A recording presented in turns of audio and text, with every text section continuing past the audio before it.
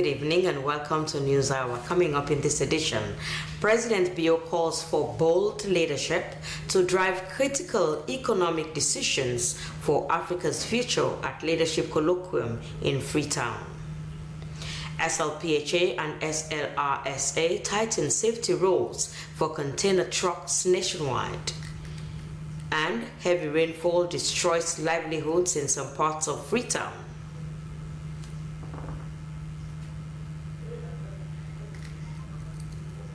All these stories are more lined up in this edition of the news. Stay with us for the next hour. My name is Daphne Zainab Kamara.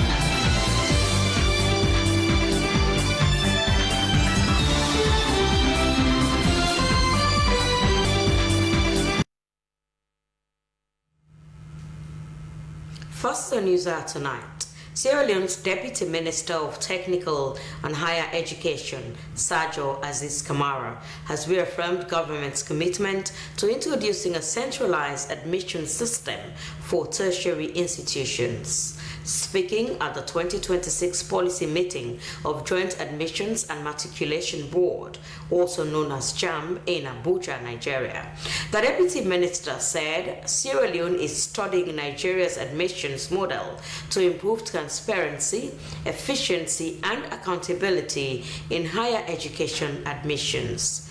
The meeting brought together over 2,500 participants, including vice chancellors, rectors, registrars, and admission officers from universities and tertiary institutions across Nigeria.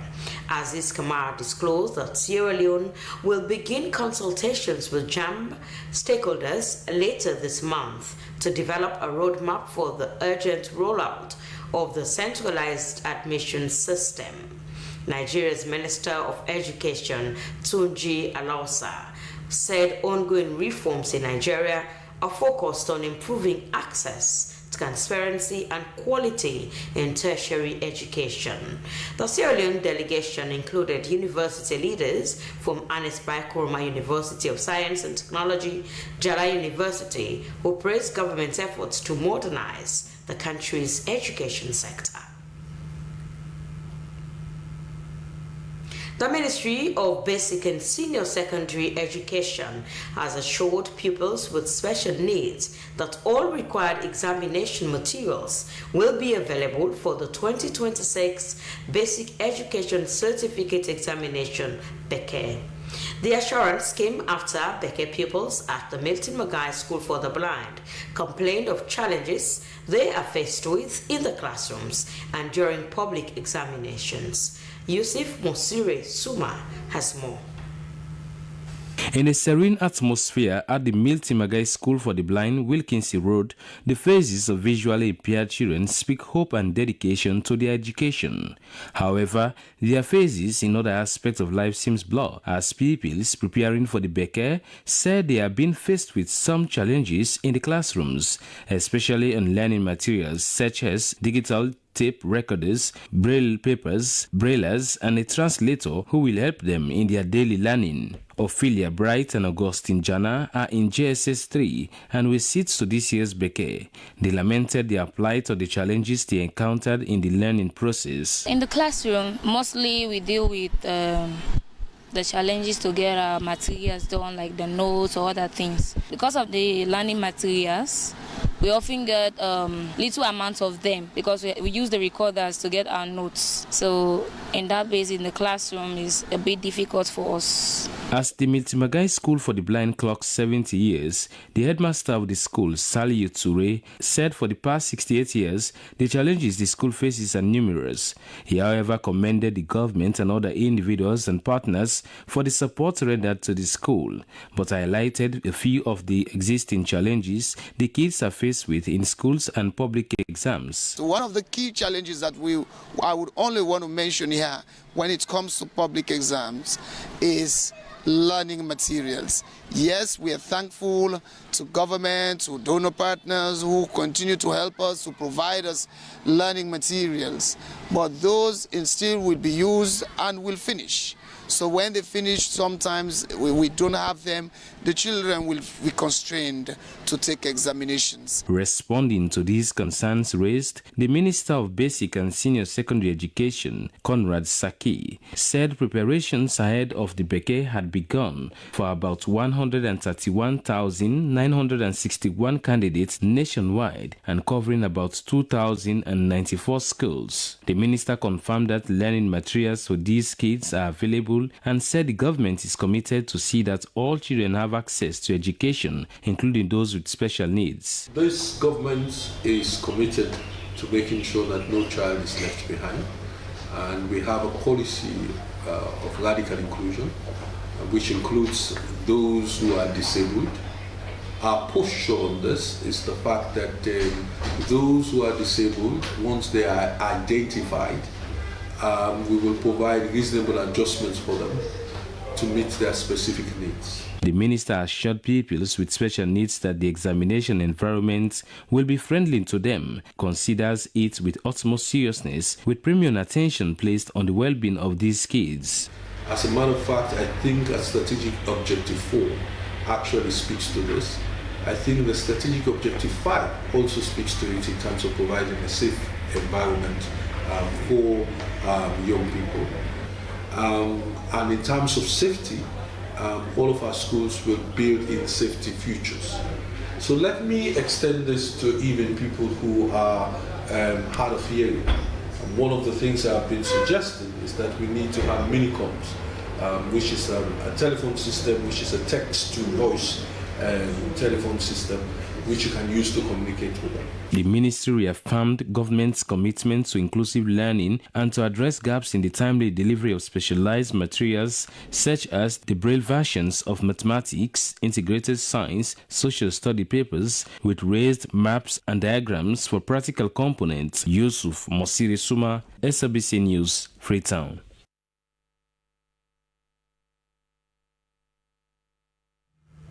In an effort to complement the government's human capital development agenda, the Lifeline Nehemiah project has certified dozens of young people after successfully completing an intensive year of vocational training programs in various skill areas. The graduation ceremony highlighted the organization's commitment to empowering vulnerable youths through technical and vocational education, equipping them with practical skills to become self-reliant and productive members of society. Emmanuel Samura has more. Speaking during the event, Executive Director of Lifeline Nehemiah Project, Prince Tommy Williams, reflected on the organization's journey and its long-standing mission to address youth unemployment in Sierra Leone. He recalled that over 16 years ago, former Nehemiah Boys staff members and partners gathered to discuss the future of disadvantaged youth in the country. According to him, the meeting resulted in a clear resolution to tackle the growing unemployment crisis among Sierra Leonean youth. That vision led to the establishment of the Better Tomorrow program, which has now evolved into a fully fledged technical and vocational institute. He further called on government development partners and community stakeholders to intentionally invest in young people, stressing that the future of Sierra Leone depends on empowering its youth population. So intentionally invest in young people. Yeah, that's my own very plea, that we choose intentionally for invest inside young people, because this country will be able to rebuild the future, that way we intentionally invest inside the young people. Yeah. Among the graduates was Fatmata Saido, whose story inspired many at the ceremony. She narrated how she struggled academically after failing to pass a WASC examination, an experience that left her discouraged and uncertain about her future. Despite pressure to rewrite the exams, she decided instead to pursue vocational training. Defying societal stereotypes, she enrolled in the plumbing program at Lifeline and successfully completed the course.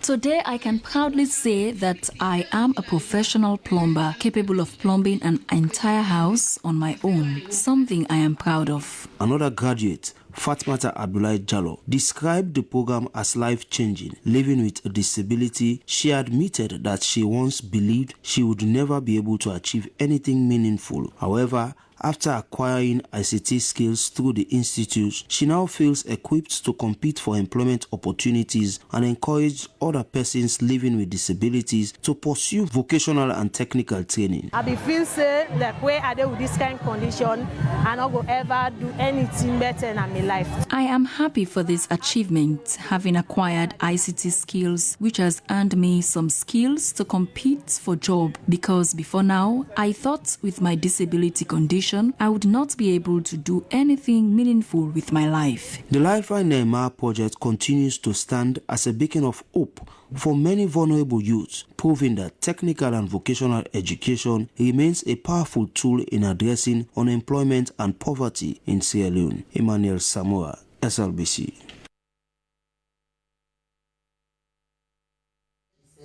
Some residents at Macaulay Street and its surroundings have called on road authorities to reconstruct the road linking Mountain Cut and the Hillside Bypass Road. They claimed since that route was constructed, nearly 400 road accidents have been reported. Their call is for the road to be used as a one-lane road. Cynthia Kamar takes up the story.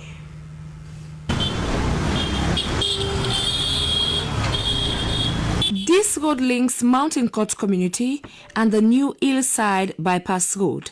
Its existence is to reduce traffic congestion in the east and western parts of the country. What is intended to be a blessing, community people and other road users now described as appears dead trap. Just like this keke, certain vehicles, residents say, struggle to climb the hilly road the same way they struggle to come down.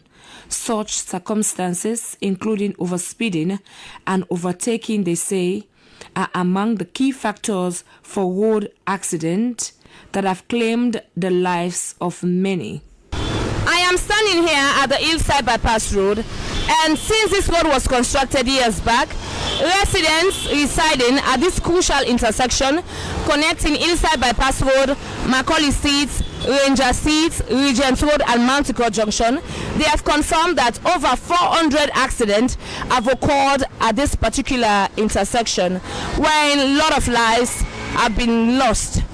At this point, they are calling on governments to ensure that this particular Hillside Bypass Road is used as one way. Accidents boku, bike and bike, motorcar and motorcar. Accident is many here. We are pleading for authorities to use this road as one way. Right now we got two people when they should not right and they work out and they do not pass and do one for up. I make this road the first accident to have been here. I witnessed the first accident that occurred on this road. The vehicle ran into Bishop Elwin Church at Macaulay Street. All of the passengers died. It go right inside. Everybody died. Tell to the driver all.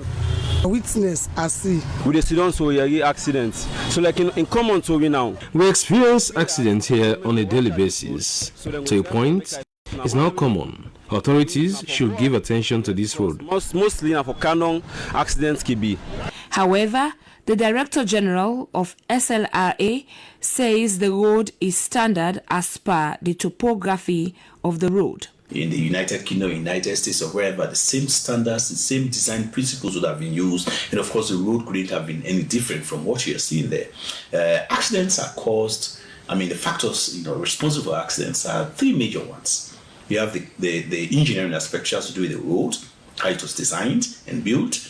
You have the vehicle aspect, tells you whether the vehicle is in a good condition, whether the brakes are good, whether the vehicle is functioning very well, and the lights are good, and so forth and so on. And the third aspect has to do with the driver himself, the human element. People, there's an alternative. Go through Macaulay Street and then get to Circular Road. As simple as that. If you know you don't have a vehicle good enough, don't use that here. Meanwhile, community members say many lives are lost to road accident in that area. At the moment, they are mourning the loss of a 24-year-old woman about 2 weeks ago. They are appealing to SLRA to limit the road to a one-way route. For SLBC Newshour, Cynthia Kamar, reporting.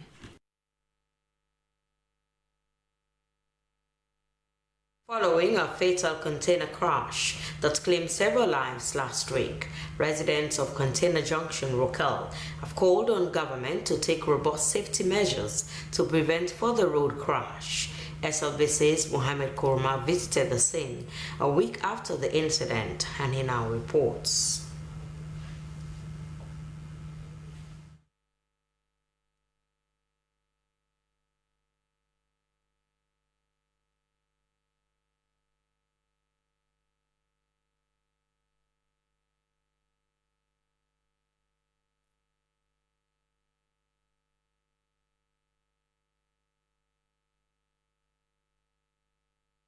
We will bring you that clip later on in the news.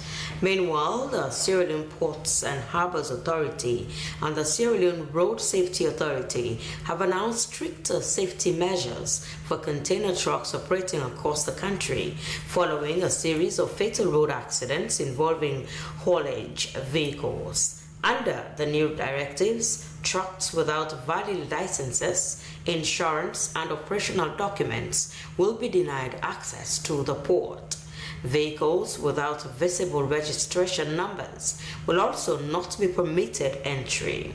The Road Safety Authority says handheld verification devices will be deployed at the Queen Elizabeth II Quay gate to confirm vehicle licenses in real time. Authorities further announced that trucks with worn-out tires, defecting locking systems, or unsafe containers will not be allowed to transport cargo. Mandatory roadside inspections will also be intensified along major haulage corridors to verify tire conditions, load security, and overall roadworthiness. In addition, container trucks will only now operate on designated routes and during approved hours, while repeat offenders could face blacklisting from port access and cargo handling operations. The two institutions say these measures are intended to improve accountability, strengthen enforcement, and prevent further tragedies linked to cargo transportation. The Sierra Leone Ports and Harbors Authority and the Sierra Leone Road Safety Authority are urging all transport operators, trucking companies, and stakeholders to comply fully with the new directives in the interest of public safety. Residents and vegetable farmers at New Englandville are counting heavy losses following a heavy downpour on the night of 12th May that destroyed farms and disrupted small businesses in that community. Aminata Saise went to the scene and compiled this report. The rainfall reportedly washed away several vegetable plantations, including potato leaves, cassava leaves, crane, and other crops cultivated by local farmers. Many affected farmers describe the situation as devastating, saying the destruction has left them struggling to survive. Chairlady of the New Englandville Vegetable Planters Association, Nana Kamara, blamed the recurring problem on poor waste disposal and inadequate drainage systems from residents living at the hilltop. She said blocked waterways continue to channel flood waters into the farming area whenever there is heavy rainfall. Now we earn so much because this backyard garden way we do. This compound farming helps us a lot. I remember when there were no houses on the hilltop, the water was controllable. But now that many houses have been built there, erosion has become a serious problem because there is no proper drainage system to channel the water. If the water can be properly controlled for us, we can even plant rice in this area. I also recall that during the war, we who were farming here helped to feed many Sierra Leoneans. During the war, when the war began, this municipality that will be able to feed the people. One of the affected farmers, Yebu Sise, said the incident has left her without food or income to support her family. The heavy rains have washed away my plantation, and now I have no source of income. I came this morning to collect the little crops that remain so I can replant them in another area. Farming in this area is my only source of income. I lost my husband. A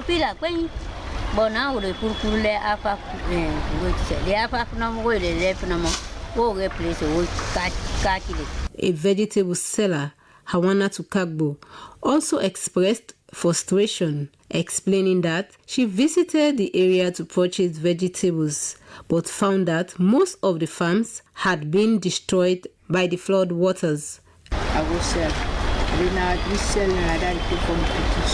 I sell vegetables to support myself and my children.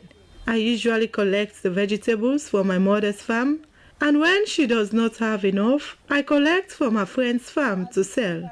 That is how I survive with my children. But when I came this morning, there were no vegetables left to sell because the heavy downpour had washed away their plantations.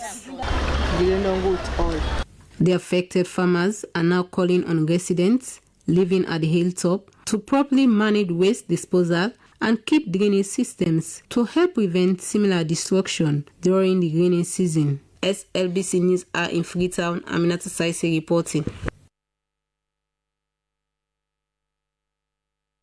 Residents of Dwoza community in Freetown are raising the alarm over what they describe as worsening sanitation and drainage problems. They want that piles of waste blocking gutters are now putting homes, roads and lives at risk as the rainy season intensifies. Esther Suzanet Bassi visited the community and compiled this report.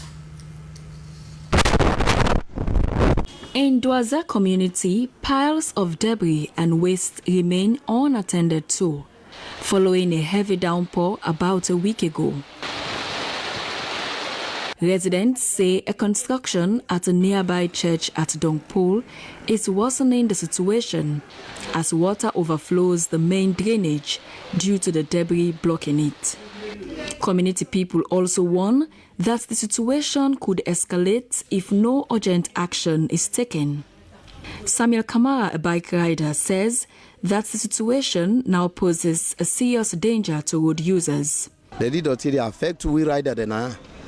I have been riding bike in this community for some time now, and everywhere is overcrowded. Whenever it rains, all the wastes end up on the streets, making movements very difficult for us. The road is very tight. Accidents happen here frequently because of the debts and blocked drainages system in this community. We, the youth volunteers, recently tried to clear parts of the debts to help us clear the drains completely.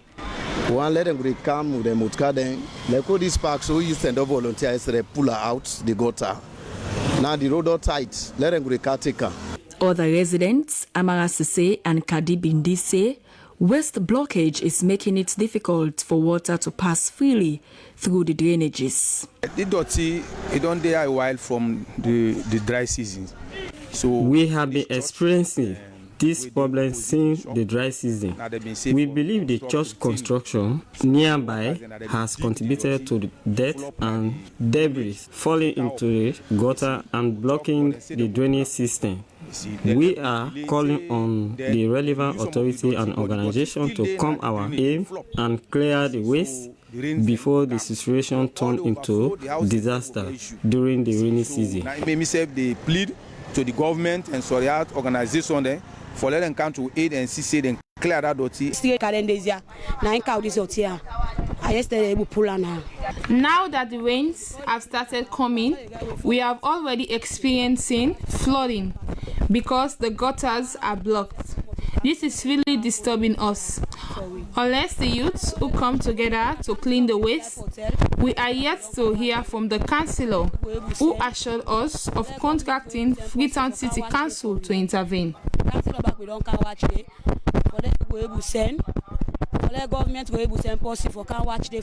As the situation unfolds, residents are now urging the relevant authorities in Freetown and the City Council to urgently clear the drainage and enforce proper waste management measures. They warn that without immediate intervention, the community stands to face severe flash floods. For SLBC News, Esther Susanette Bassi reporting.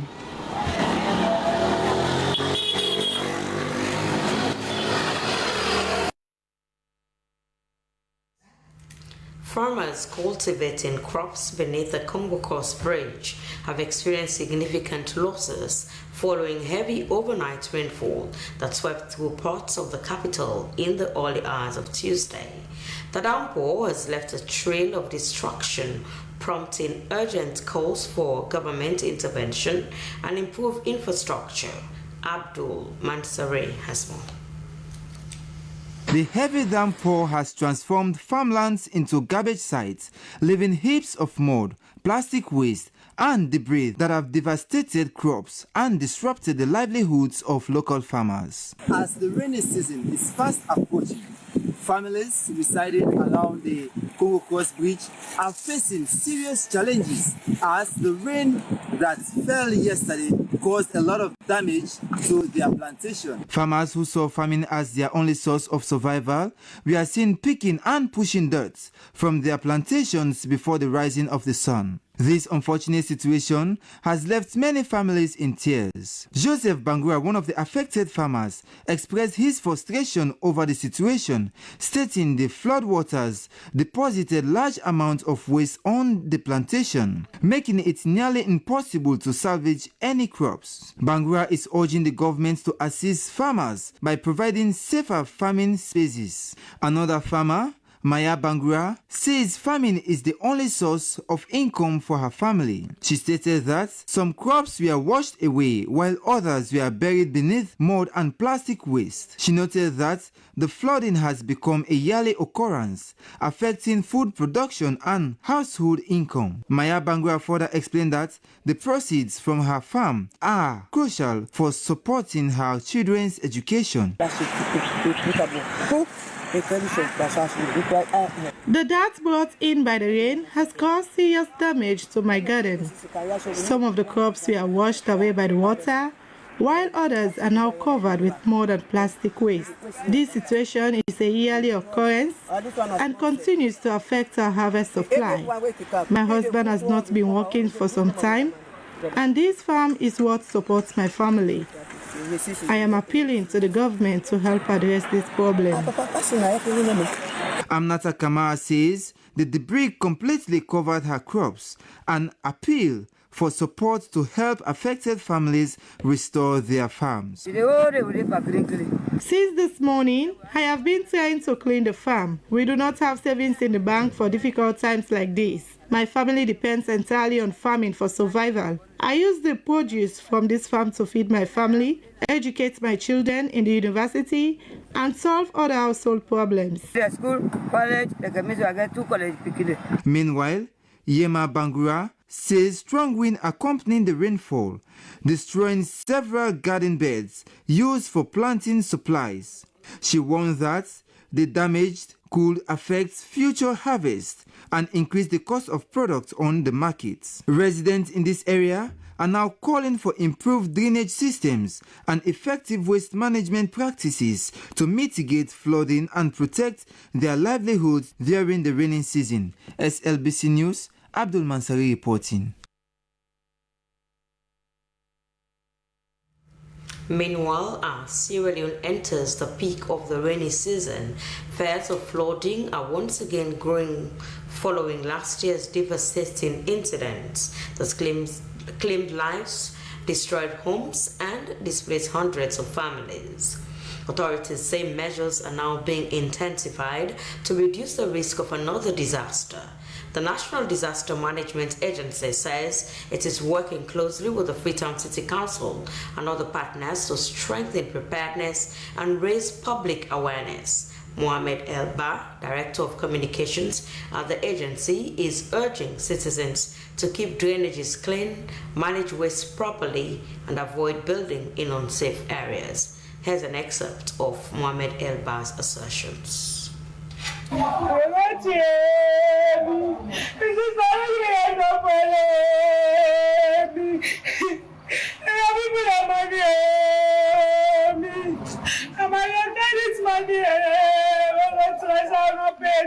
Nothing.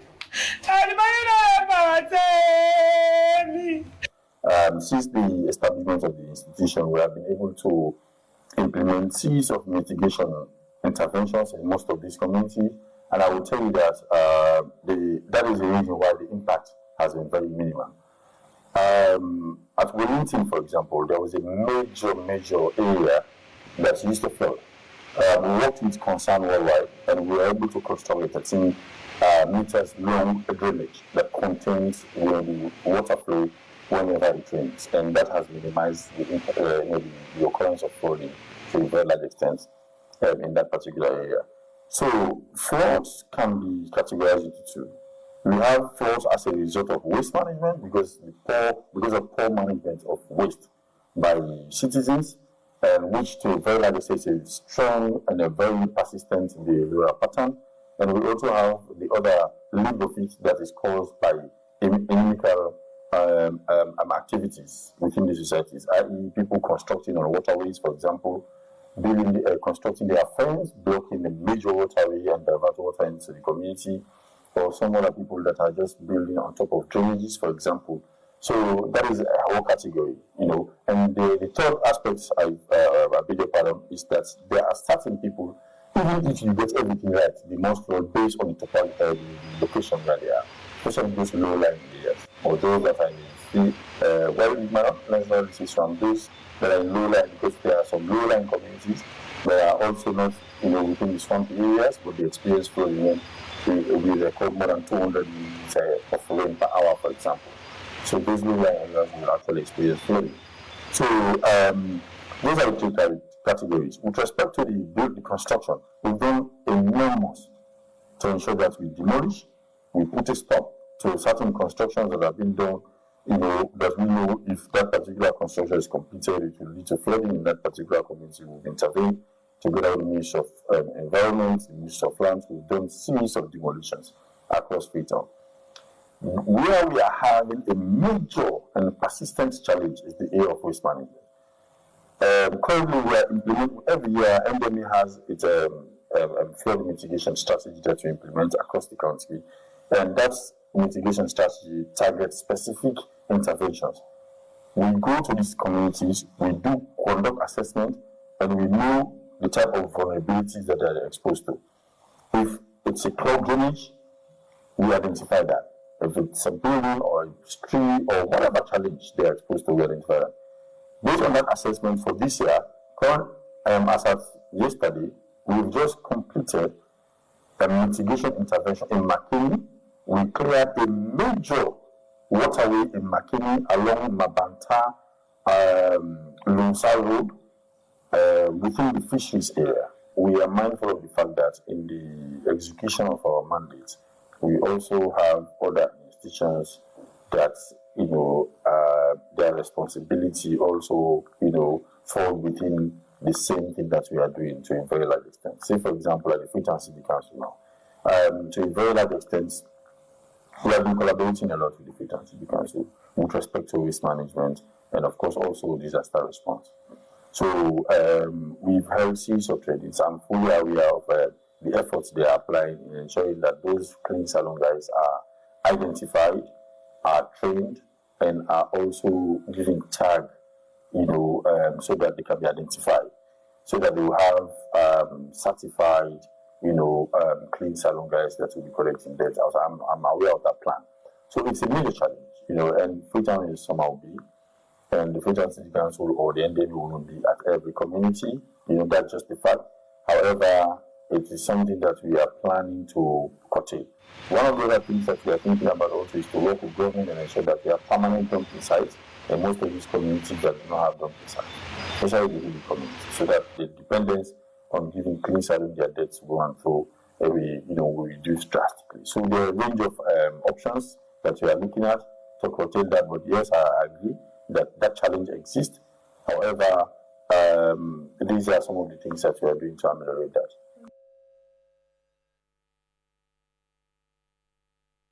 Well, that was the Director of Communications, NDMA, Mohamed Elba, talking on strategies being put in place to reduce the impact of flooding this year. Citizens who rely entirely on trading to survive have cried to the government to find an alternative location for their petty trading.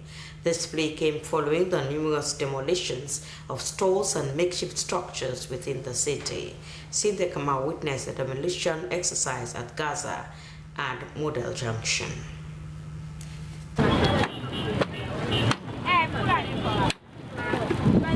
This action by the police is a demonstration of their mandate to implement law and order and by large extent discourage negligence by citizens. The rapid demolition by the force is primarily to minimize street trading within the CBD and other crucial areas. Citizens affected confirm their primary reliance on trade to make ends meet.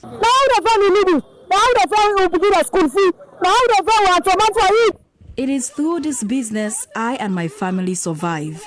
Lunch and school fee are all paid for through this business.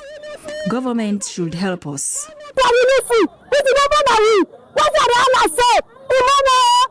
Most of the streets are there. Say we don't get back and then go now follow go sell anything. Again, people na see me parents. Then they can't go back and I know what the wale will do. The army are there the Papa government. Go on jump again as gonna streets will come out. So people they take care of our sister. They take care of. They are not free. What's our hope to survive? I know them man. How do they expect us to survive? This is the fourth time they are demolishing our stores. We want the government to consider us.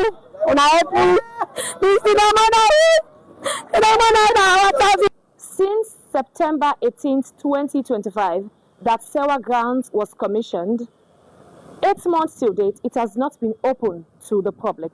And one of the purposes for the commissioning of Sewa Grounds Market was to reduce and minimize street trading in the CBD and other crucial areas within the city.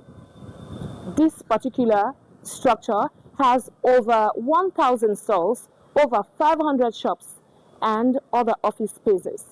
The opening of Sewa Grounds Market will definitely reduce street trading and the numerous demolition within the city. Prohibiting people from occupying certain areas should come along with the provision of alternatives. Constructing similar structure like Sewa Grounds Market will automatically limit street trading and congestion. Meanwhile, affected victims have decided to obey the instruction of government by evacuating the areas as they look forward to appropriate authorities to provide them an alternative space for them to do their business, which they say is part of their franchise as Freetonians. For SLBC Newshour, Cynthia Kamara reporting.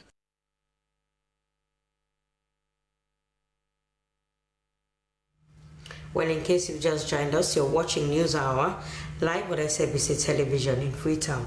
I beg your pardon. Residents of Kamakwe, the administrative headquarters of Kaine District, are voicing growing frustration over a persistent digital blackout. Mobile network and internet failures have brought daily life and local commerce to a near standstill in the northern township. With the local economy heavily reliant on digital banking, the lack of a signal is doing more than just dropping calls, but it's freezing livelihoods. Joey and Dumbuya finds out more.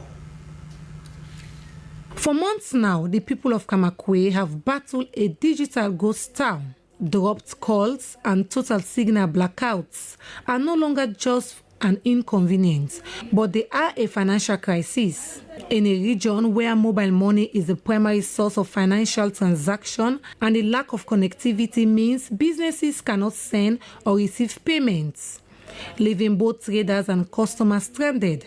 Daniel Sise, a mobile money operator, noted that even for a simple money transaction, it is difficult. People walk for miles just to find one bar of signal, let alone talk of making transfer.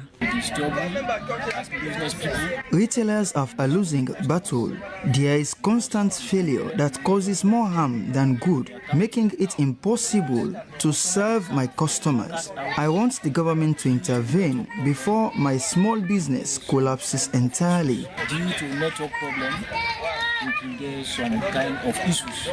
The struggle is constant, but for some, the timing of the outages is particularly strange. Abdullahi Kamara, another retailer, says the network seems to have a curfew. When the day they reach, we get network, but as network reach now, We get faint signal during the day. The network completely vanishes at night and doesn't return until morning. Retailers here are in the dark, both literally and figuratively, and we haven't been told why the service is so poor. We want the telecom companies to carry out urgent repairs. with this network. It isn't just the market that is suffering. In the healthcare sector, the lack of communication can be a matter of life and death. Samuel Toure, a local medical professional, says the connectivity crisis is undermining emergency services. Thanks for a whole day.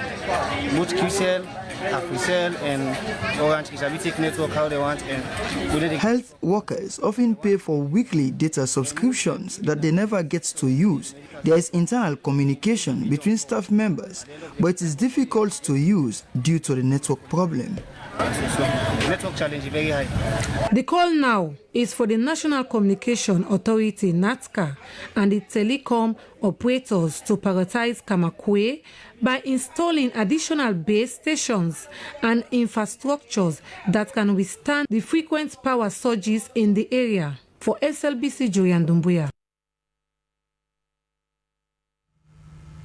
Again in Kamakwe, 3 people, including 2 adults and a child, have been confirmed dead following an inferno that gutted a residential building in the town, Karine District, northwest region of Sierra Leone over the weekend.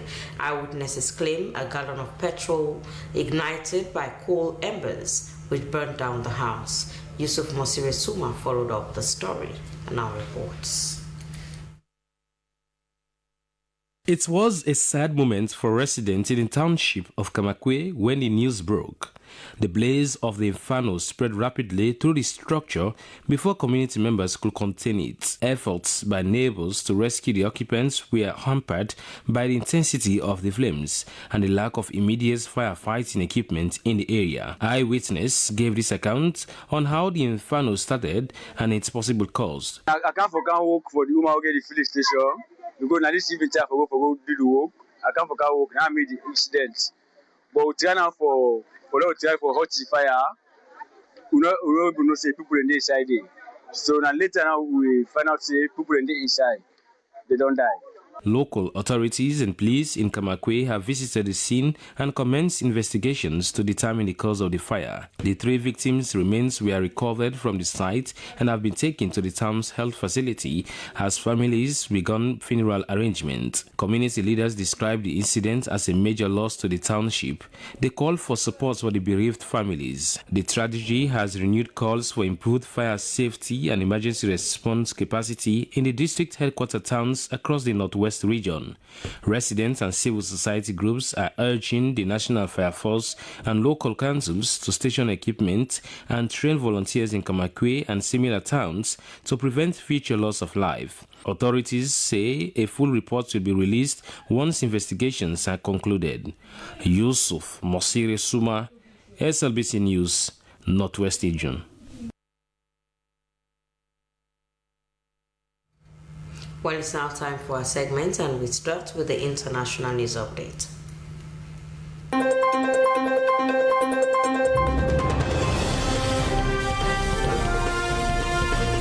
This is the international news, and I am Stella Bangura. Iran's grip over the Strait of Hormuz is throttling the world's energy supplies and inflicting global economic pain. But a U.S. naval blockade and deepening pressures on its own economy are also testing its ability to withstand the war and defy Washington's demands.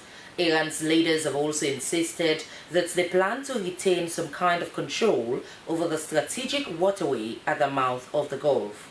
Iranian authorities have announced measures to help Iranians bear crippling prices, but many of these policies, including a 60% hike in the minimum wage and coupon programs for buying essential goods, are stoking inflation. Since the war began, free bus and metro fares in the capital are also not helping the capital's struggling taxi drivers. Many Iranians are scrambling to find new ways to make money. Africans should welcome all foreign investors and put colonial hang-ups behind them, Nigerian businessman and philanthropist Tony Elumelu told newsmen. He was speaking during this week's Africa Forward Summit in Nairobi. Elumelu, 63, is one of Africa's wealthiest people, sharing banking and investment firms, including Transcorp and United Bank for Africa. Elumelu's investment firms are involved in everything from hospitality and real estate to energy, agribusiness, and financial services. Africa has become a place of economic competition between multiple powers, including the United States, China, Europe, Russia, Turkey, and Gulf monarchies. He said Africa youth need jobs, they need improved access to electricity and internet service.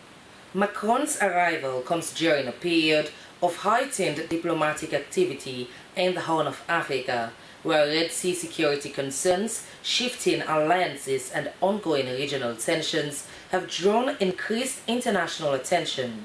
Ethiopia, emerging from years of conflict and economic strain, has been working to rebuild and diversify its foreign partnerships. France has supported Ethiopia through development initiatives and cultural projects, while maintaining dialogue on regional stability and security. The trilateral meeting with Guterres and Yusuf at the AU headquarters highlights the broader geopolitical context as global powers recalibrate their engagement in the Horn of Africa.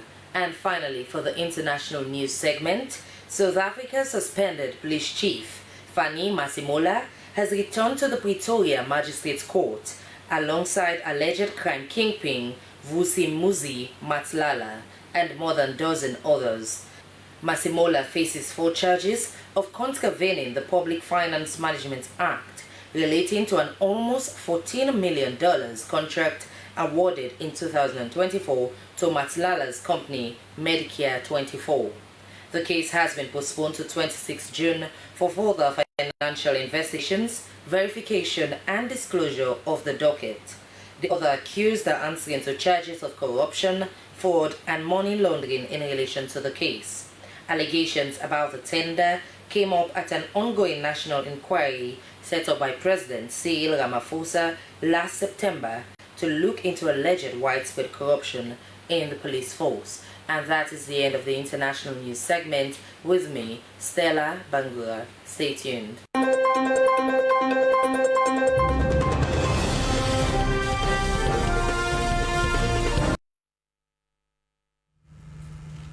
Up next is the business update.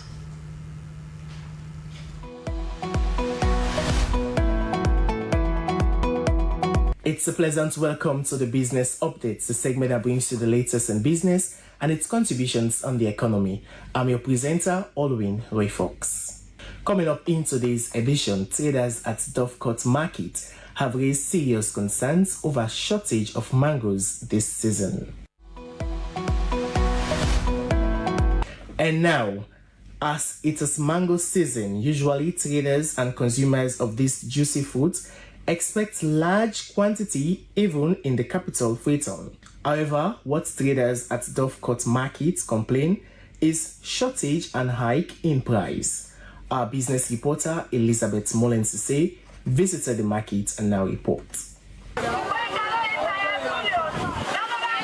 This is Dovecourt Market in the east of capital Freetown. Here, produces like fruit, vegetables from the province are sold in wholesale and in retail prices. And one common fruit that is expected to be overflowing in the market is mango. Traders say this year's season is a different story as they face challenges in getting mangoes. One of the traders, Fatmata Sise, says prices are increasing significantly.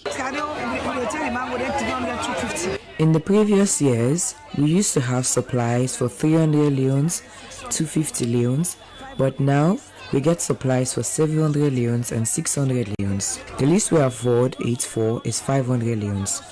It is very stressful as we make 30 leones or 50 leones profit per basket. 30, 40, 50. Another trader, Aisatu Bangura, attributes the shortage of mangoes to several factors not limited to poor harvest yields and high demand from factories.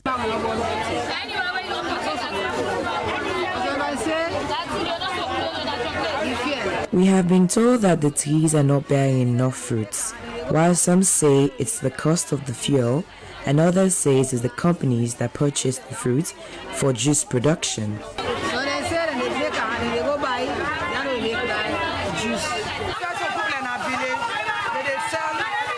When I went to my village, I was told that they have sold so many lands to the beverage and other companies. This is the reason why my mangoes are expensive.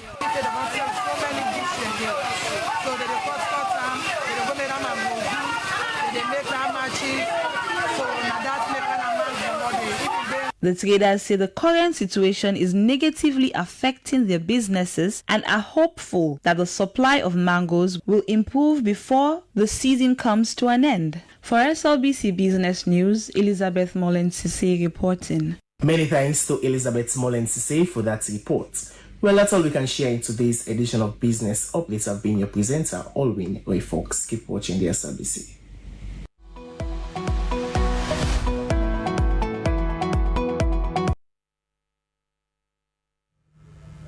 And now to our final segment, the sports update.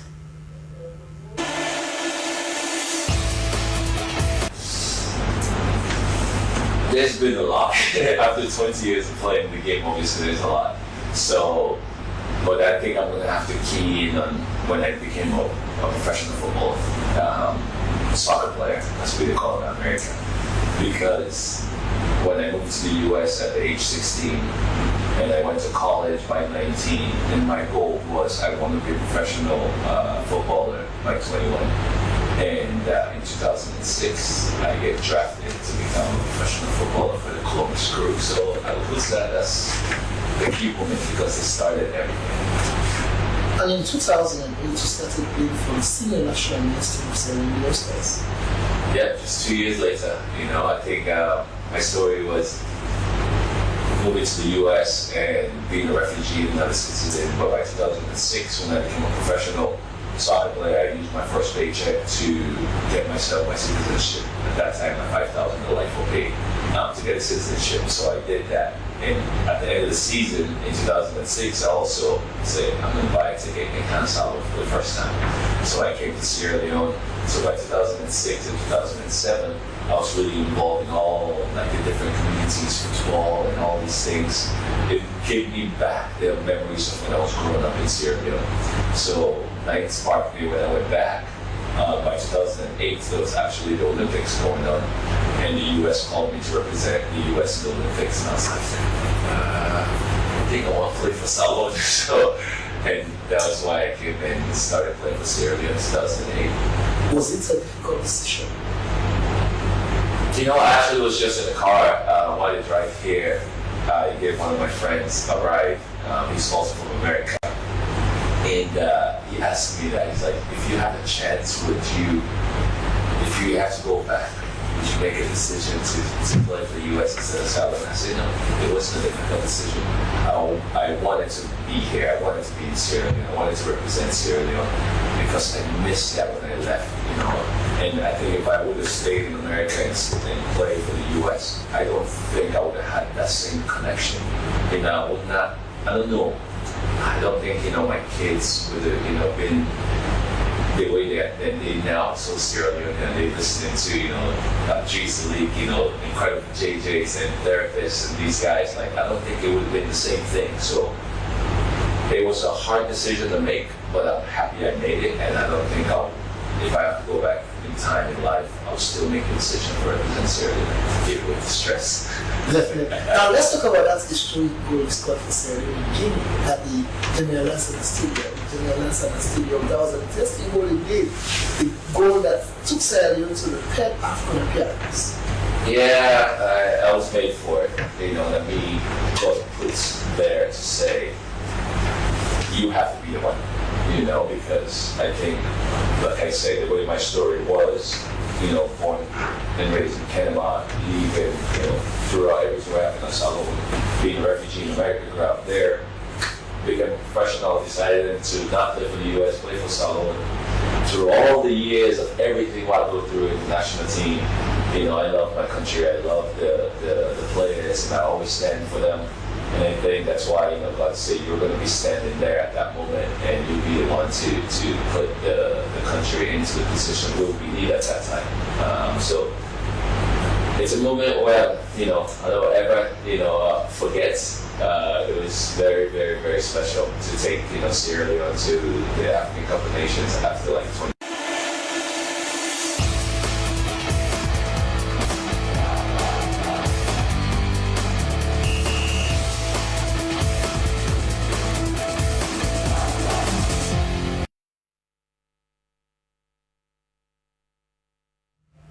And now to end the news, the main points again.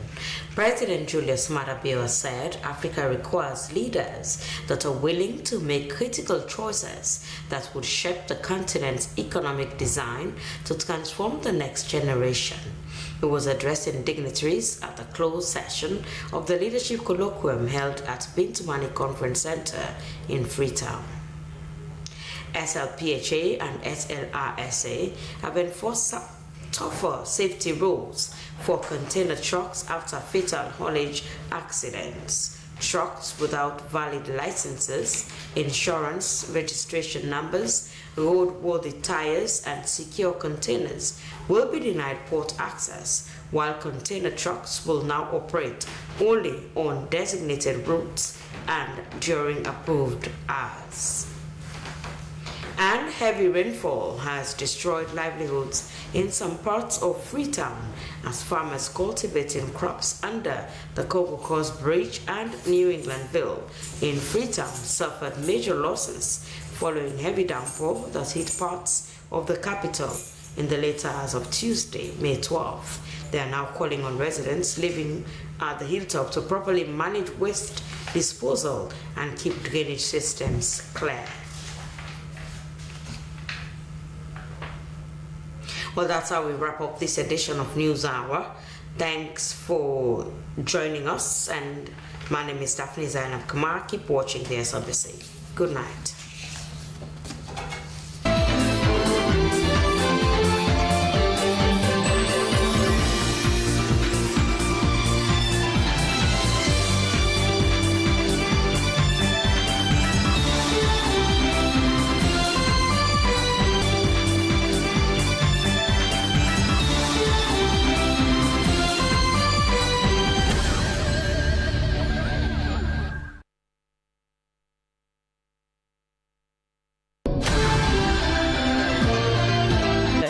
And the biggest sky